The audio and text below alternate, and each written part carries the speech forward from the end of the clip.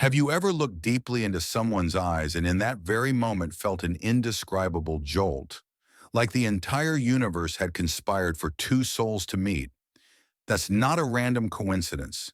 It's a moment when the energy of two souls touches, when synchronicity is whispering to you that this goes beyond ordinary logic.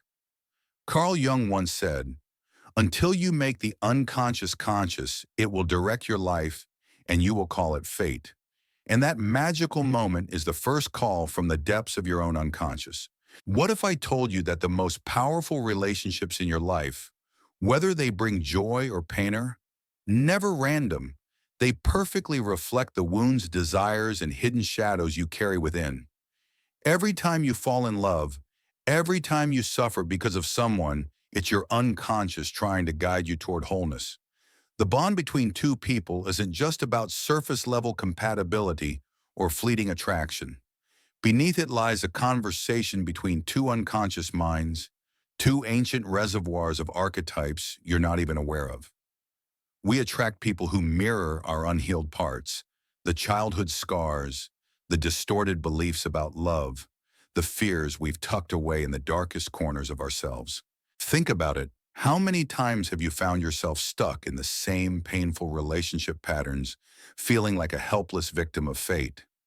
But what if you realized that you unconsciously chose those people, not to torture yourself, but to give yourself a chance to see, understand, and heal? Imagine this: instead of being trapped in a cycle of hurt, you could wake up and turn love into a journey of self-discovery, where every person you meet is a mirror, reflecting the lessons you need to learn.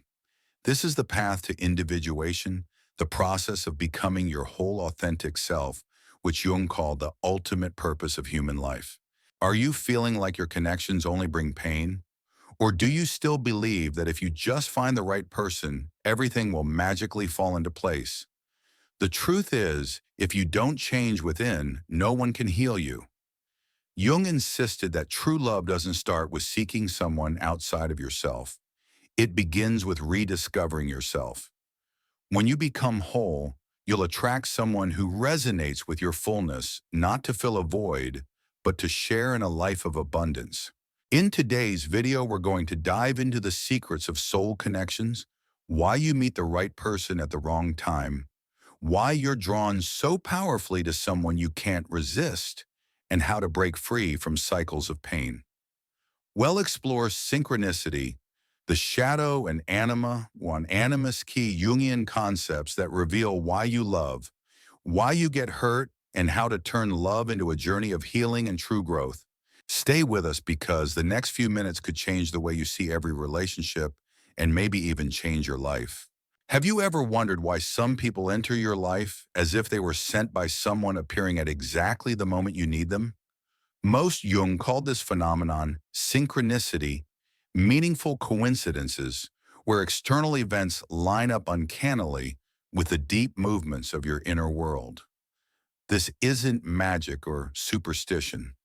It's a vivid demonstration of the collective unconscious at work, where ancient human archetypes still whisper within each of us. Imagine this: you're feeling lost, desperate after a job setback or a painful breakup, and at that exact moment you meet a stranger at a cafe. They share their life story, and it happens to mirror exactly what you're going through, giving you the clarity you couldn't find on your own. That moment, even if it lasts only a few minutes, can completely change the course of your life. Jung would say synchronicity orchestrated that encounter so that a stranger's casual words could become a signal from your unconscious, helping you move forward.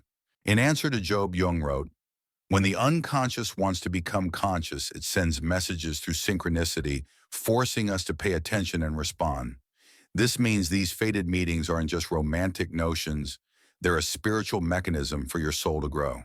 When Sabine, a young woman suffering from hysteria, was admitted to the hospital where Jung worked, no one could have predicted their relationship would become a turning point in the history of psychoanalysis. During treatment, Sabina awakened in Jung profound insights about the shadow anima and the dynamics of the unconscious. Through this fateful connection, Jung developed the foundation for his theory of individuation.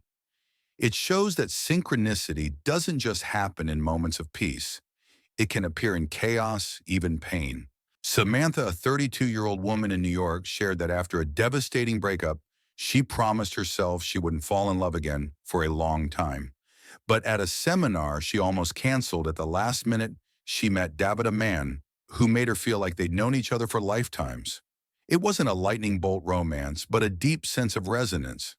Through that relationship, Samantha learned how to set boundaries, heal her wounded self-esteem, and uncover her childhood fear of abandonment.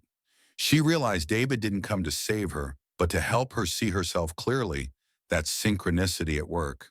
The intense emotions you feel when you meet someone aren't just chemical reactions. They're also impulses from the unconscious, stirring up memories, wounds, and unspoken desires. If you don't recognize this, you might mistake these powerful feelings for eternal destiny when sometimes they're simply signals pointing to a lesson you need to complete. Remember, synchronicity doesn't mean you're supposed to stay with someone forever. It shows you that you're in the right place with the right person to learn a specific lesson. When that lesson is learned, you need the courage to move on, even if your heart still clings to the connection. For the next 3 nights, spend 5 minutes before bed writing down, has anyone recently appeared in your life in a way that felt like a strange, meaningful coincidence? What part of you did they touch, fear, joy, or desire? What did you learn from them, even if it was just a single word or a glance? This exercise will help you sharpen your ability to recognize synchronicity and turn chance encounters into opportunities for profound self-discovery. How about you? Have you ever met someone at just the right moment and felt they appeared to teach you something? Share your synchronicity story in the comments, because your story could light the way for someone else in our community. If this part resonated with you, please like, subscribe, and share your story. We're building a community where every personal story becomes a mirror to help one another gain awareness, heal, and grow. In the next section, we'll dive into the shadow, the dark part of us that synchronicity often stirs up, causing us to repeat the same old relationship patterns. Understanding the shadow is the key to breaking free from cycles of ill-timed infatuations. Stay with us, this journey has just begun, and the truths we're about to uncover could change the way you love forever. In Psychology and Alchemy, Carl Jung described the shadow as the cursed treasure inside each of us. It holds the parts of yourself you don't dare to acknowledge, the feelings you once denied, the fears or desires you buried deep. The shadow isn't your enemy. It's a part of you longing to be seen, accepted, and integrated. And ironically, it often emerges most powerfully when you fall in love. Have you ever wondered why you keep attracting the same type of person? For example, someone who abandons you, cheats, or never values you? If you find yourself repeating this pattern, don't rush to blame fate or think you're just unlucky. It's a clear sign that your shadow is at play. Your unconscious uses love as a stage to force you to confront your deepest wounds. Jung said love always activates the unconscious because it triggers intense emotions that reveal hidden beliefs. I'm not worthy. Everyone will leave me. Love is pain.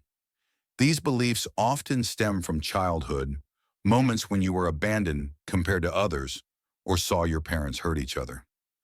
Your shadow keeps all these memories in a secret file. And when you fall in love, it opens that file and makes you face it. If you don't become aware, you'll get stuck in a cycle of seeking love from people who recreate your old wounds.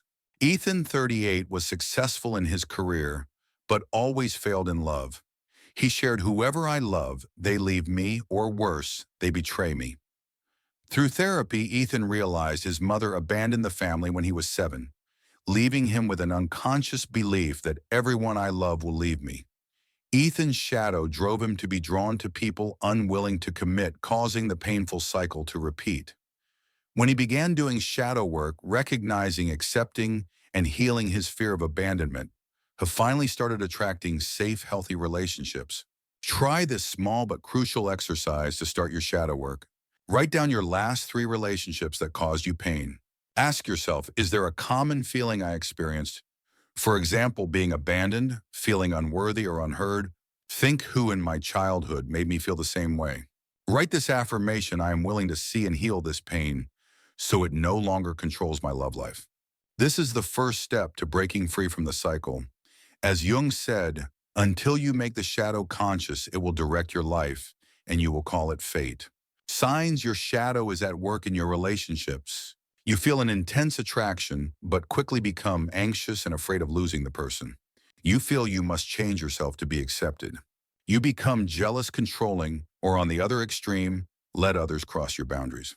You constantly feel you're not good enough.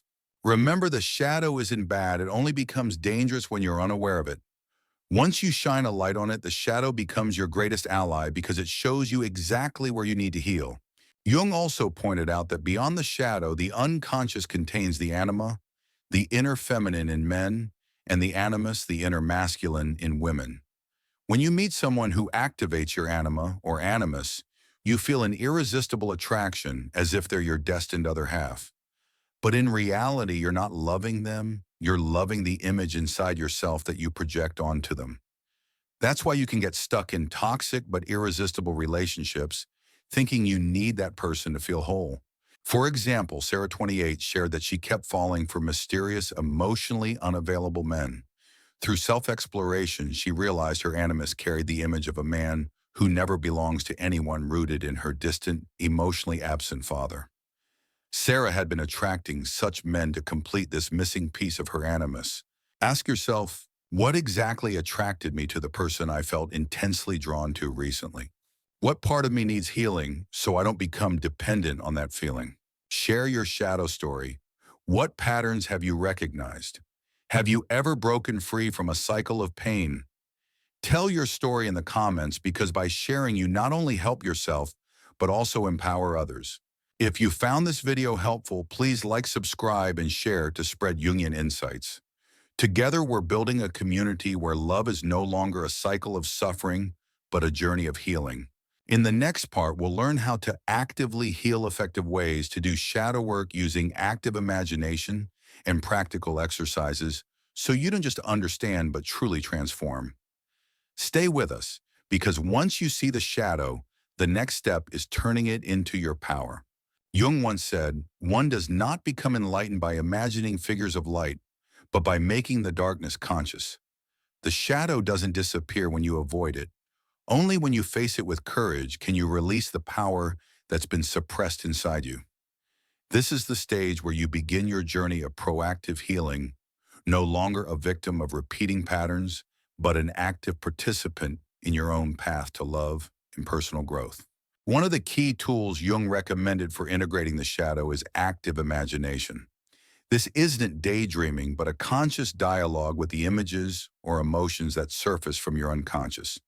For example, if you often dream of being abandoned, close your eyes, visualize the scene vividly, and talk to the person who left you in the dream. Ask, why did you leave me? What do you want me to learn? Write down the first answer that comes to mind. Don't be afraid. This is the voice of your shadow, and its message holds the power to heal. In research published by Dr. Robert A. Johnson, a renowned Jungian analyst in inner work, using dreams and active imagination for personal growth, 82% of people who practiced active imagination for at least 15 minutes a day over 3 months reported significant changes in their relationships and emotions. They said they felt more confident, were less drawn to toxic relationships, and found peace even during breakups. This is powerful evidence that active imagination isn't just a theory, but a practical, proven tool. Simple active imagination practice for beginners. Choose an image, memory, or feeling you often encounter in dreams or during intense emotional moments, e.g., fear of abandonment. Close your eyes, take deep breaths, and vividly recreate the scene in your mind. Imagine yourself stepping into the scene and having a conversation with the main character. This could be yourself or someone else from the dream. Write down the entire conversation along with your feelings and any images you see. End by asking, what lesson do I need to learn? The answer will be the first step to breaking old patterns. Lisa, 30, often dreamed of being lost in an abandoned house. Through active imagination, she began dialoguing with the house, a symbol of her subconscious. She asked, why am I stuck here? The house answered, because you haven't faced your fear of being forgotten. When she woke up, Lisa realized she had always sought validation from partners willing to sacrifice anything to avoid being abandoned. With this awareness, she began setting clear boundaries and started attracting healthier relationships. The shadow doesn't just appear in dreams, it also surfaces when you have intense reactions to people. When you find yourself hating someone irrationally or feeling inexplicably drawn to someone, pause and ask yourself, what part of me is this person reflecting? Are my feelings proportionate to the situation, or are they much bigger than what's actually happening? Simply recognizing it is already 50% of the healing work.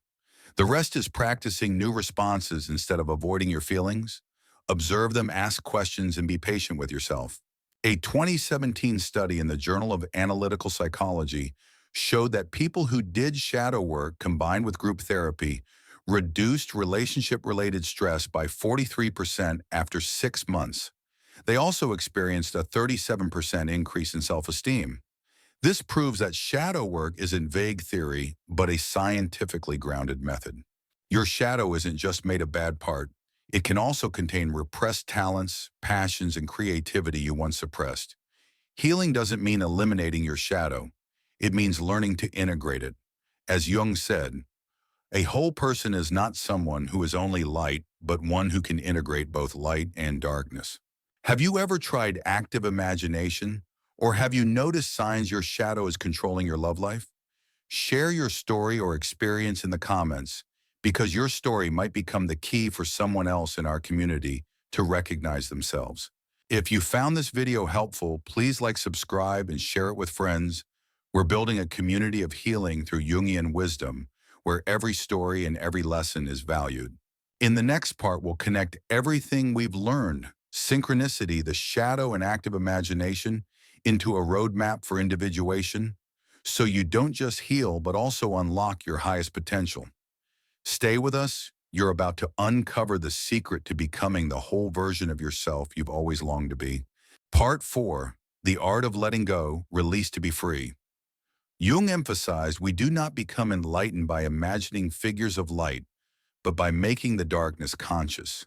But after facing your shadow, an equally important step is learning how to let go, so you don't stay trapped in relationships, memories, or fears that have already served their purpose. Letting go doesn't mean denying your feelings or pretending they don't exist. On the contrary, it requires the courage to face them, accept them, and then release them. Only then can you create space for new connections, healthier, more aligned with who you're becoming. Letting go is difficult because it touches our deepest fears. Fear of loneliness, fear of not finding someone better, fear of starting over. The shadow uses these fears to keep you stuck, holding on to a toxic relationship or an outdated version of yourself. But you can't move forward while clinging to the past. Letting go practice, the goodbye letter ritual. Find a quiet space and get paper and a pen. Write a letter to the person or to your past self you need to let go of. Pour out everything you've kept inside, the pain, gratitude, even what you wish had been different. Read the letter out loud at least twice, once to release your emotions, once to affirm your decision to let go. Tear up or safely burn the letter whispering, I thank you. These memories for the lessons. I release you so I can welcome new freedom and happiness. This simple ritual is powerful. By turning letting go into a concrete action, you send a clear signal to your unconscious, you're ready to close this chapter. Daniel, 41, couldn't move on from an ex even 3 years after their breakup. Every time he started a new relationship, he compared them to his old flame, sabotaging any chance of real connection. During therapy, he was guided to write a goodbye letter to the image of his ex. When he burned the letter, he cried for an hour. But after the ritual, he felt a sense of lightness and stopped obsessively checking social media or reminiscing. 6 months later, Daniel met his current partner, someone kind, emotionally safe, and attentive, something he never thought possible before. Letting go with a memory object. Choose an item tied to the memory you need to release, like a shirt, gift, or photo. Place it in front of you, take a deep breath, and lay your hand on it while saying thank you. If you're ready, donate, give away, or throw it out. As you do, visualize the old energy leaving you. Sometimes the person you most need to let go of is your past self, the one holding on to outdated beliefs like, I'm not worthy, or I'll always be abandoned. If you don't release them, you'll carry old patterns into every new relationship. Jung said, until you make the unconscious conscious, it will direct your life and you will call it fate. Letting go is how you make the unconscious conscious, so it no longer holds you back. Practice releasing limiting beliefs. Write down 3 negative beliefs you've carried. Choose the strongest one and write on paper I let go of, followed by that belief. Fold the paper, place your hand on it, breathe deeply and imagine the belief leaving you. Burn, bury, or float the paper away safely, saying I am free from the past. Have you ever tried letting go through a goodbye letter or by releasing a keepsake? What did it do for you? Share your story in the comments. Your experience might inspire someone struggling with heartbreak. If you found this video helpful, please like, subscribe, and share to spread Jungian wisdom and help build a healing community where each of us supports one another in moving through pain. In the next part, we'll explore how to recognize the right person at the right time, so you don't just let go of the old, but also welcome relationships that truly align with the person you become. Stay tuned. You're about to discover how to connect love with individuation, the path to becoming your most complete self. After learning to recognize synchronicity, face your shadow, heal proactively, and let go of the past, you now stand at the threshold of a new chapter, inviting a relationship that truly reflects the person you become. Jung called this stage individuation, where you no longer seek someone to fill your emptiness, but look for a partner to share your wholeness. But how can you tell if someone is the right person at the right time? It's not about a fiery spark of infatuation, nor the anxious obsession with losing them. It's a sense of peace. Their presence doesn't stir fear or insecurity, but inspires you to grow. Jung once wrote, true love begins when 2 souls meet not to complete each other, but to complete themselves together. Signs you're ready for a healthy love. You're no longer afraid of being alone and genuinely enjoy time with yourself. You don't cling to someone just to feel whole. You clearly understand your worth and boundaries, and you're willing to speak up when they're crossed. You seek relationships based on mutual sharing, not control or dependency. How to recognize the right person? They respect your boundaries and encourage you to be honest with yourself. They don't turn love into a power game, but work with you to resolve conflicts maturely.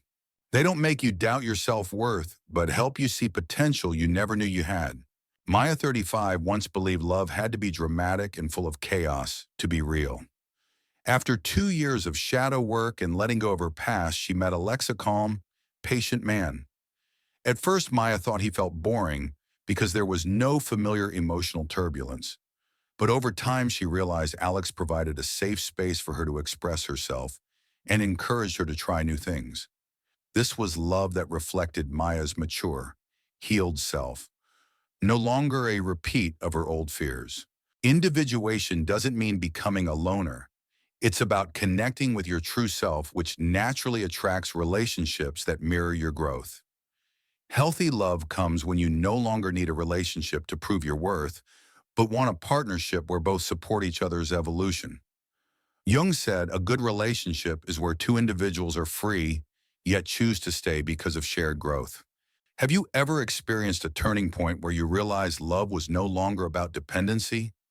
Share your story or thoughts in the comments, because your journey could be the mirror someone else needs when they're tired and lost in their search for true love. If this video touched your heart, please like, subscribe, and share it. We're building a community where everyone is heard, inspired, and no longer afraid on their path to self-discovery. In the upcoming conclusion, we'll bring together the entire journey, from synchronicity shadow work, letting go to individuations, so you can see the big picture and understand how every experience, even the painful ones, has been a stepping stone to becoming your most complete self. Don't go anywhere. You're about to enter the most meaningful part of this journey. Carl Jung once said, "Who looks outside dreams. Who looks inside awakens." Throughout this journey, you and I have explored synchronicity, when the universe sends signs through seemingly random encounters. The shadow, the dark part of you that, if left unconscious, continues to control you. Letting go, the art of releasing to find freedom. And finally, individuation, the path to becoming your whole authentic self, so you can welcome love worthy of who you become. The greatest gift Jung left us isn't just knowledge, but the belief that even wounds, failures, and pain are never meaningless.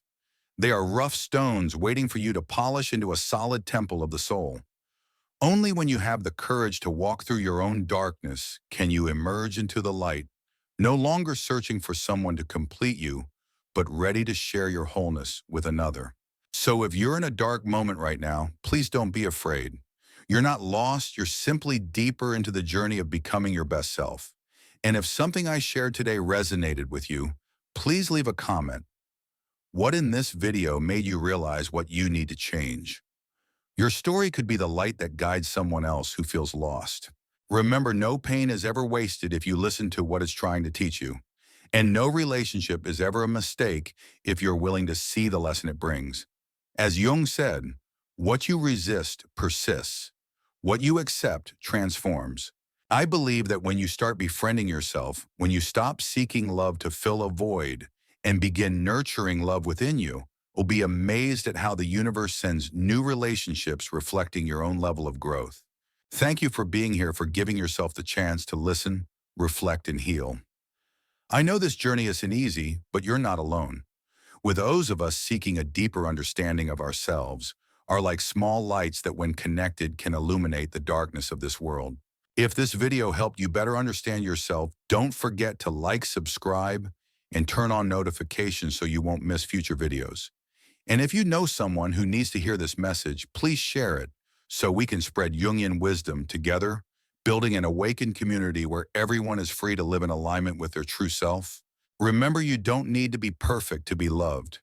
You just need to be honest with yourself, because the right person for you won't look for perfection, they'll seek truth. And love born of truth will never make you lose yourself. Thank you, and see you in the next videos where we'll continue to dive deep into Jungian psychology, exploring the layers of the unconscious to rediscover freedom, peace, and lasting happiness.